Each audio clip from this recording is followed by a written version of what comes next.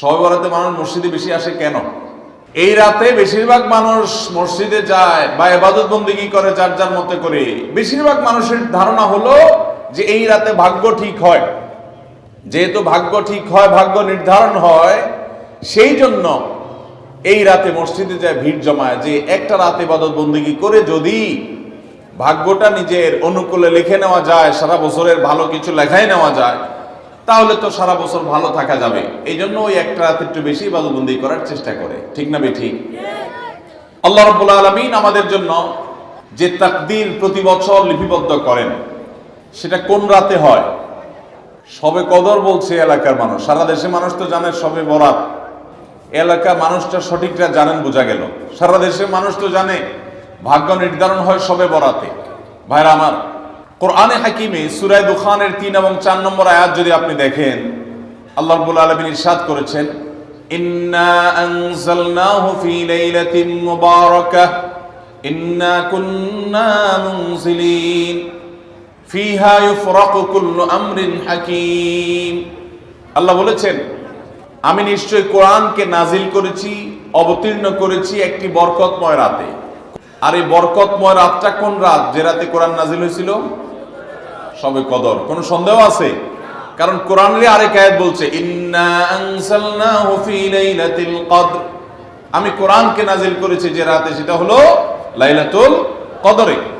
তাহলে লাইলাতুল কদরে আল্লাহ কোরআন নাজিল করেছেন। আর সূরা দুখানে বলেছেন, আমি একটি বরকতময় রাতে কোরআন নাজিল করেছি। তাহলে এখানে বরকতময় রাত বলতে যে লাইলাতুল কদরকে বোঝানো হয়েছে, সেটা দিনের আলোর মতো পরিষ্কার। ঠিক কি না বলেন? এরপর আয়াত আল্লাহ বলেছেন, ফিহা ইউফরাকু কুল্লু আমরিন হাকিম, এই বরকতময় রাত যে রাতে কোরআন নাজিল হয়েছে, অর্থাৎ লাইলাতুল কদর, সেই রাতেই সমস্ত গুরুত্বপূর্ণ হিকমাপূর্ণ বিষয়গুলো সব ধার্য হয়ে থাকে, নির্ধারণ হয়ে থাকে। এই আয়াতের আলোকে বোঝা যায় মানুষের ভাগ্য সারা বছরের যেটি লিপিবদ্ধ হওয়ার কথা, সারা বছরের যে বাজেট হওয়ার কথা, সেটা হয়ে থাকে লাইলাতুল কদরে, শবে কদরে। মধ্য শাবানের রাত, এ রাতে আল্লাহ তাআলা মানুষকে সাধারণ ক্ষমা ঘোষণা করেন।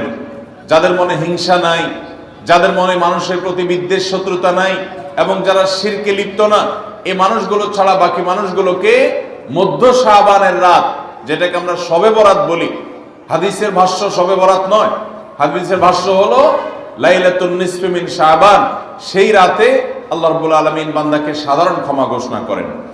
এটা একটা ভিন্ন বিষয়, কিন্তু বছরের সবচেয়ে শ্রেষ্ঠ রাত হলো লাইলাতুল কদর, যেই রাতে আল্লাহ তাআলা বান্দার ভাগ্য ঠিক করেন।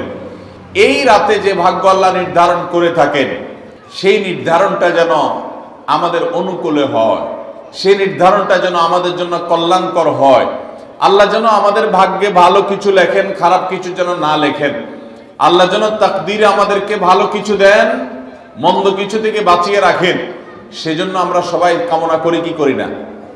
শুধু করি তা না, শবে বরাতে যত মানুষ মসজিদে আসে আমাদের দেশে, সারা বছরের অন্য কোন রাত, দিন, অন্য কোন সময় এত মানুষ মসজিদে আসে। কারণ কি? শবে বরাতে মানুষ মসজিদে বেশি আসে কেন? কি কারণে আসে বলেন দেখি? একজন করে সিন্নি খাওয়ার জন্য না, সিন্নি তো অন্য দিনও দেয়। এই রাতে বেশিরভাগ মানুষ মসজিদে যায় বা ইবাদত বন্দেগী করে যার যার মতে করে। বেশিরভাগ মানুষের ধারণা হলো যে এই রাতে ভাগ্য ঠিক হয়। যেহেতু ভাগ্য ঠিক হয়, ভাগ্য নির্ধারণ হয়, সেই জন্য এই রাতে মসজিদে যায়, ভিড় জমায় যে একটা রাত ইবাদত বন্দেগী করে যদি ভাগ্যটা নিজের অনুকূলে লিখে নেওয়া যায়, সারা বছরের ভালো কিছু লেখাই নেওয়া যায়, তাহলে তো সারা বছর ভালো থাকা যাবে। এই জন্য ওই একটা রাত একটু বেশি ইবাদত বন্দেগী করার চেষ্টা করে। ঠিক না বেঠিক? ভাইরা আমার, প্রথম কথা হলো ভাগ্য নির্ধারণ এই রাতে নয়, বরং লাইলাতুল কদরে হয়। দ্বিতীয় কথা হলো ভাগ্য নির্ধারণের জন্য একটা রাত মসজিদে গিয়ে ইবাদত বন্দেগী করলেই আমার ভাগ্য নির্ধারিত হয়ে যাবে বা ভাগ্য ভালো কিছু লেখা হয়ে যাবে ভাগ্যে, এরকম কোন কথা কোরআন বা হাদিস থেকে পাওয়া যায়? কোরআন হাদিসে কি পাওয়া যায়? সূরা নাহল আয়াত নম্বর 97, আল্লাহ রাব্বুল আলামিন ইরশাদ করেছেন, মান আমিলা সালিহাম মিন যাকারিন আও উনসা ওয়া হুয়া মুমিন, পুরুষ হোক আর নারী হোক, যে কোনো ব্যক্তি যদি ঈমানদার অবস্থায় ভালো কাজ করে, কোরআন হাদিসে নির্দেশিত কাজ, আল্লাহ যা করতে বলেছেন, রাসূল সাল্লাল্লাহু আলাইহি ওয়াসাল্লাম যা করতে বলেছেন, যদি সে কাজগুলো করে, এমত অবস্থায় করে যে সে ঈমানদার, অর্থাৎ ঈমান থাকতে হবে, ঈমান আছে এই অবস্থায় যদি নেক আমল করে, তাহলে কি হবে? আল্লাহ বলেছেন ফালানুহিয়ান্নাহু হায়াতান তাইয়্যিবাহ, তাহলে সেই পুরুষ সে নারীকে আমি পবিত্র জীবন দান করব। এই পবিত্র জীবনে মানুষ সুখী থাকবে, এই পবিত্র জীবনে মানুষ সমৃদ্ধ থাকবে, এই পবিত্র জীবনে মানুষ ভালো থাকবে, নেক থাকবে। ওয়ালানাজজিয়ান্নাহুম আজরাহুম বিআহসানি মা কানু ইয়ামালুন, এবং এই ইমানদার নারী পুরুষরা যদি নেক আমল করে, ভালো কাজ করে যদি সব সময়, তাহলে সেক্ষেত্রে আল্লাহ বলেছেন তারা যে ভালো কাজ করেছে ওইটা সবচেয়ে উত্তম বিনিময় আমি তাদেরকে দান করব। তাহলে এই আয়াত থেকে প্রমাণ হয়, যদি কেউ ঈমান আনার পর নেকামল করতে থাকে, নেকামল করতে থাকে, একদিনের নেকামল নয়, এক রাতের নেকামল নয়, সারা বছর জুড়ে সারা জীবন ধরে ভালো কাজ করার চেষ্টা যদি কেউ করে, আল্লাহ তাআলা তাকে পবিত্র জীবন দিবেন, সৌভাগ্যবান মানুষের জীবন দিবেন, সুখী মানুষের জীবন দিবেন। এখান থেকে বোঝা যায় কি, ভাগ্য নির্ধারণের জন্য এক রাত আমল করতে হবে নাকি সারা বছর? সূরা আরাফ আয়াত নম্বর 96, ওয়ালাউ আন্না আহলাল কুরা আমানু ওয়াত্তাকাউ, যদি কোন জনপদের লোকেরা ঈমান আনে আর তাকওয়া অবলম্বন করে। তাকওয়া কি? তাকওয়া হলো আল্লাহর ভয়ে সে আল্লাহর নির্দেশগুলো মানে আর হারামগুলো বর্জন করে, এরকম যদি কেউ করে, লাফাতাহনা আলাইহিম বারাকাতিম মিনাস সামাই ওয়াল আরদ, আল্লাহ বলেছেন তাহলে ওই ব্যক্তিকে আসমান এবং জমিন থেকে সমস্ত বরকত সমূহের দুয়ার সবগুলো তার জন্য খুলে দেওয়া হবে। তাহলে বোঝা গেল মানুষের জীবনে বরকত নাজিল হবে, মানুষ সুখে থাকবে, ভালো কিছু তার তাকদিরে লেখা হবে। তখন যখন বান্দা নেক আমল করে, যখন বান্দা গুনাহ থেকে বাঁচে, তাকওয়া অবলম্বন করে, তখন তার ওই এক রাত্রে গিয়ে আলাদা কিছু দোয়া বা বিশেষ পদ্ধতির কোনো জিকির আজকার এটা প্রয়োজন হয় না, বরং সে সারা বছর জুড়ে আল্লাহ তাআলা তার নসিবে ভালো কিছু লেখেন, যদি সে বছর জুড়ে সারা জীবন ধরে নেক আমল করে গুনাহ থেকে বাঁচে। ভাইরা আমার, ধরুন আপনার বাসায় দুইটা মেশিন আছে, সেলাই মেশিন আছে। আপনার যেই মেশিনটা ভালো, এটা দিয়ে আপনার কাজ হয়, প্রোডাকশন হয়, ওই মেশিনটাকে তেল মোবিল আপনি ঠিক মতো দিবেন কি দিবেন না? যেহেতু ওইটা সার্ভিস দেয় আপনাকে, ওখান থেকে আপনার প্রোডাকশন হয়, ভালো কিছু অর্জিত হয়, সেজন্য আপনি অটোমেটিকলি সেটার জন্য বিদ্যুৎ সাপ্লাই দিবেন, গ্যাস লাগলে গ্যাসের সাপ্লাই যে মেশিনের জন্য দরকার সেটা দিবেন, তেল মোবিল যা যা দেওয়া দরকার সেটা দিবেন, নষ্ট হলে সাথে সাথে ওটা ঠিক করাবেন, যা যা দরকার সব ব্যবস্থা আপনি করবেন, কারণ মেশিনটা আপনার প্রোডাক্টিভ, মেশিনটা আপনার প্রোডাকশন দিচ্ছে, এখান থেকে ভালো কিছু পাওয়া যাচ্ছে, সেজন্য আপনি এটা দিবেন। আরেকটা মেশিন যদি হয় যে মেশিন থেকে আপনার কোনো সার্ভিস আপনি পান না, প্রোডাকশন দেয় না, মেশিনটা নষ্ট হয়ে অকেজো হয়ে পড়ে আছে, তাহলে ওই মেশিনে কি আপনি বিদ্যুৎ সাপ্লাই দিবেন? ওখানে কি আপনি অন্য যা দরকার আছে তেল মোবিল নিয়মিত দেওয়া, এগুলো কি আপনি করবেন? করবেন না। হ্যাঁ, ওইটার জন্য মাসে মাসে কিস্তি যদি দেওয়ার দরকার হয়, আগে থেকে কিনা থাকে, তাহলে আপনি হয়তো কিস্তি পরিশোধ করবেন, অন্য কিছু আগে থেকে করা দরকার আছে সেটা আপনি করবেন। আল্লাহ রাব্বুল আলামিন ঠিক একইভাবে তার যে বান্দারা তার অনুগত থাকে, তাকওয়া অবলম্বন করে, হারাম থেকে বাঁচে, গুনাহ থেকে বাঁচে, ফরজ কাজগুলো করে, আল্লাহ তাআলা তার সেই বান্দাদের জন্য ভালো কিছু তাদের তাকদীরে লিপিবদ্ধ করেন, তাদের জন্য নসিবে ভালো কিছু রাখেন, তাদেরকে সুখের জীবন দান করেন, সৌভাগ্য দান করেন, আল্লাহ তাআলা প্রকৃত প্রশান্তি মনের সেটা দান করেন আল্লাহর ঈমানদার এবং নেককার বান্দাদেরকে, আমলে সালেহ কর্মওয়ালা বান্দাদেরকে, মুত্তাকি পরহেজগার বান্দাদেরকে। আর যারা আল্লাহর এই আনুগত্য করে না, যারা আল্লাহ রাব্বুল আলামিনের প্রতি ঈমান আনে না, যারা নেক আমল করে না, যারা তাকওয়া অবলম্বন করে না, এই মানুষগুলো তাদেরকে আল্লাহ তাআলা ওই দুনিয়াতে বেঁচে থাকার জন্য, দুনিয়া সিজনুল মুমিন ওয়া জান্নাতুল কাফির হাদিসে আসছে, ঈমানদারের জন্য হলো জেলখানা আর কাফিরের জন্য জান্নাতের মতো যা খুশি করতে পারে। আল্লাহ তাআলা তাকে কিছু রিজিক দিয়ে বাঁচায় রাখেন, কিন্তু এই রিজিকের কোনো মূল্য আল্লাহর কাছে নাই। নবী করিম সাল্লাল্লাহু আলাইহি সাল্লাম বলেছেন, যদি দুনিয়া এবং দুনিয়ার মধ্যে যা কিছু আছে এগুলো যদি মাছির ডানার মতো মূল্য রাখতো, তো আল্লাহ তাআলা দুনিয়াতে আল্লাহর প্রতি অবিশ্বাসী কাউকে এক ঢোক পানিও পান করতে দিতেন না। এখান থেকে বোঝা গেল দুনিয়া যত কিছু আমরা ভোগ করি এগুলো আল্লাহ রাব্বুল আলামিনের কাছে এগুলো 2 পয়সার কোনো দাম নাই। বিশেষ করে যারা আখিরাতে বিশ্বাসী না, যারা আল্লাহর প্রতি ঈমান নাই, সে কাফেরদের জন্য এগুলো আল্লাহ তাআলা দিয়ে থাকেন, কারণ এগুলো সামান্য সময়ের ভোগ, অনন্ত অসীমকালের সুখ এবং দুনিয়ার প্রকৃত প্রশান্তি এটা আল্লাহ শুধু তার ঈমানদার বান্দাদের জন্যই বরাদ্দ করে রেখেছেন।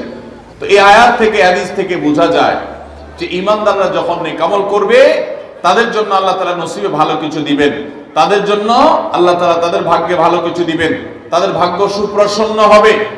আর যদি কেউ বদামল হয় তাহলে আল্লাহ রাব্বুল আলামিন তার জন্য প্রকৃত প্রশান্তি, আসল সুখের ঠিকানা সেটা আল্লাহ তাআলা তাদেরকে কখনো দিবেন না।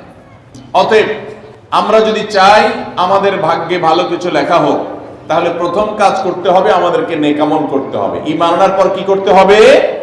নেক আমল করতে হবে। আল্লাহ আমাদের সবাইকে সে তৌফিক দান করুন। আমরা যদি ঈমান আনার পর নেক আমল করি, ভালো কাজে লিপ্ত হই, তাকওয়া চর্চা করি, তাহলে আল্লাহ রাব্বুল আলামিন আমাদের ভাগ্যে ভালো কিছু রাখবেন। এই ব্যাপারে একজন ঈমানদারের ঈমান মজবুত থাকতে হবে। আরেকটা উপমা নেই আমরা। ধরুন একজন জনপ্রতিনিধি, ওনার যারা প্রচার প্রচারণা করে, ওনার পক্ষে যারা মানুষের কাছ থেকে ভোট কালেকশন করে, সংগ্রহ করে, এই জনপ্রতিনিধির কাছে যদি কোনো রিলিফের মাল আসে, সরকারি চাল ডাল ইত্যাদি এসব যদি আসে, তিনি তার এলাকার মানুষদেরকে, ভোটারদেরকে, জনগণ তাদেরকে তিনি যারা অভাবী, যারা এটার হকদার তাদেরকে দিবেন, এটা তার দায়িত্ব কর্তব্য থাকে। যদি তার কোনো আগে থেকে তার দলের কোনো কর্মী থাকে, নির্বাচনের সময় তার অনুগত কোনো মানুষ থাকে যে তার পক্ষে কাজ করছে অনেক বেশি, তো এই লোকটার যদি রিলিফের দরকার হয়, সে কি ওই চেয়ারম্যান সাহেবের কাছে আর জনপ্রতিনিধির কাছে ধর্ণা দিয়ে আলাদা পিছনে লাইন ধরে ঘুরতে হবে? তার অটোমেটিক তাকে দেয়া হবে, কারণ সে আগে থেকেই তার লোক। অতএব অন্য 10 জন যদি পায়, এই লোক বরং তারও আগে পাবে। ঠিক একইভাবে যে সারা বছর জুড়ে নেক আমল করে, তাকওয়া অবলম্বন করে, গুনাহ থেকে বাঁচে, আল্লাহর আনুগত্য করে, আল্লাহর আদেশ নিষেধগুলো মেনে চলে, 5 ওয়াক্ত নামাজ পড়ে, হালাল হারাম বাজ বিচার করে চলে, আল্লাহর ভয় অন্তরে লালন করে, ওই আল্লাহর বান্দাকে আল্লাহ যখন ভাগ্য লিপিবদ্ধ করবেন, আল্লাহ যখন বাজেট ঘোষণা করবেন, তখন আল্লাহ তাআলা তার সেই ঈমানদার, সেই মুত্তাকি বান্দার জন্য বাজেট রাখবেন ভালো, এটা তো বলার অপেক্ষা রাখে। অতএব ভাগ্য সুপ্রসন্ন হওয়ার জন্য, ভাগ্যে ভালো কিছু লেখা হওয়ার জন্য এক রাতের ইবাদত নয়। এই সমস্ত আয়াত, হাদিস, উপমা থেকে আমরা বোঝাবার চেষ্টা করছি যে আমাদেরকে করতে হবে সারা বছর জুড়ে ভালো কাজের চর্চা, নেক আমলের চর্চা। তাহলে আমরা নেক আমলের মাধ্যমে আল্লাহ রাব্বুল আলামিনের কাছ থেকে ভালো কিছুর ফয়সালা পাবো ইনশাআল্লাহ। মোহতারাম হাজরিন, আমরা অনেকে দোয়ার জন্য অনেক অস্থির হই, পেরেশান হই যে অমুক হুজুর যেন আমার জন্য একটু দোয়া করে দেন, ইমাম সাহেব আমার জন্য একটু দোয়া করে দেন। বড় কোনো আলেম পাইলে আমরা দোয়ার জন্য অনেক চেষ্টা করি যে ভাই আপনি একটু আমার জন্য দোয়া করে দেন। এটা ভালো, এটা খারাপ কিছু না।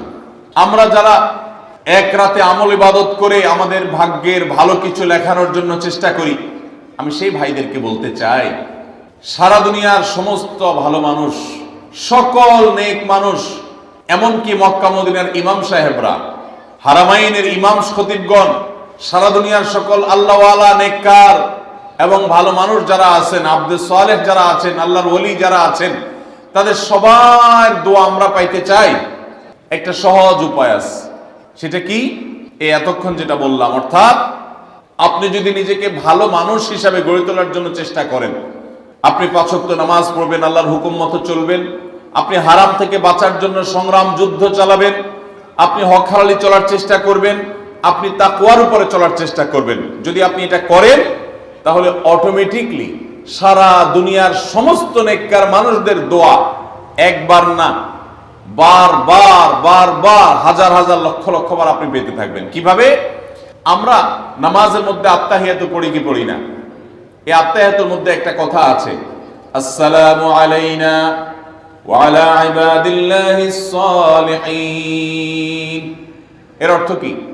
এর অর্থ হলো, হে আল্লাহ, নামাজের মধ্যে নামাজরত অবস্থা দোয়া, এখানে দোয়া করছে মুসল্লি, হে আল্লাহ, আসসালামু আলাইনা, আল্লাহ আমার প্রতি শান্তি বর্ষিত হোক, আমাদের প্রতি শান্তি বর্ষিত হোক, ওয়া আলা ইবাদিল্লাহিস সালিহিন, এবং আল্লাহর যত নেককার বান্দা আছে সারা পৃথিবীতে, সারা দুনিয়াতে যত নেককার বান্দা আল্লাহর আছে, যারা ভালো কাজ করার চেষ্টা করে, যারা হক হালালি চলার চেষ্টা করে, যারা হারাম উপার্জন করে না, যারা হারাম জিনিস দেখে না, হারাম জিনিস ধরে না, হারাম খায় না, হারাম কথা বলে না, হারাম জায়গায় যায় না, হারাম কাজ করে না, 5 ওয়াক্ত নামাজ পড়ে, যাকাত ফরজ হলে যাকাত দেয়, হজ ফরজ হলে হজ করে, রমজান আসলে রোজা রাখে, সকল ফরজ কাজগুলো করে, এক কথায় কোরআন হাদিসকে মেনে চলার চেষ্টা করে যারা, তার জীবনের অক্ষর